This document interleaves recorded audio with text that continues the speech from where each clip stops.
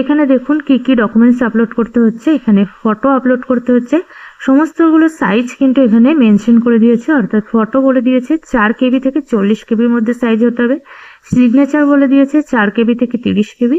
Date of বার্থের একটি documents দিতে হবে, অর্থাৎ আপনারা মাধ্যমিকের যে অ্যাডমিট কার্ড আছে সেটি দিতে পারেন। এখানে 5 কেবি থেকে 5 এমবির মধ্যে। ক্যাটাগরি আমি প্রথমেই বললাম যে যাদের জেনারেল ক্যাটাগরি তাদের কিন্তু কোনো ডকুমেন্টস আপলোড করতে হবে না, কিন্তু জেনারেল বাদ দিয়ে বাকি যে সমস্ত ক্যাটাগরিরা আছেন তাদের কিন্তু কাস্ট সার্টিফিকেট আপলোড করতে হবে 5 কেবি থেকে 5 এমবির মধ্যে। পিএইচডি থাকলে পিএইচডি সার্টিফিকেট দিতে হচ্ছে এখানে 5 কেবি থেকে 5 এমবি। জিআরএফ থাকলে জিআরএফ এর সার্টিফিকেট 5 কেবি থেকে 5 এমবি। নেটের সার্টিফিকেট আপলোড করতে হবে 5 কেবি থেকে 5 এমবি। সেটের সার্টিফিকেট আপলোড করতে হবে 5 কেবি থেকে 5 এমবি এবং পিজি মার্কশিট 5 কেবি থেকে 5 এমবি। তো এগুলো দেওয়ার পর আমরা ডিক্লারেশনটা ক্লিক করে সাবমিট বাটনে ক্লিক করলে আমাদের কিন্তু পেমেন্ট অপশন আসবে। আমি যদি এখানে জিআরএফ এর যে জায়গাটা ফিল আপ করেছিলাম সেই কোয়ালিফিকেশনে আমি যদি জিআরএফ এর এই জায়গাটা ডিলিট করে দিই,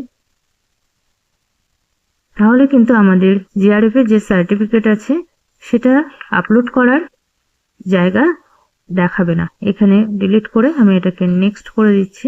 তো এবার দেখুন এখানে কিন্তু জিআরএফ এর সার্টিফিকেট কোনো কলাম কিন্তু আমাদের আসেনি, অর্থাৎ এগুলো আমাদের আসবে না। আর জেনারেল ক্যাটাগরির জন্য ক্যাটাগরি যখনই আমি এখানে জেনারেল সিলেক্ট করে নেক্সট অপশন করব,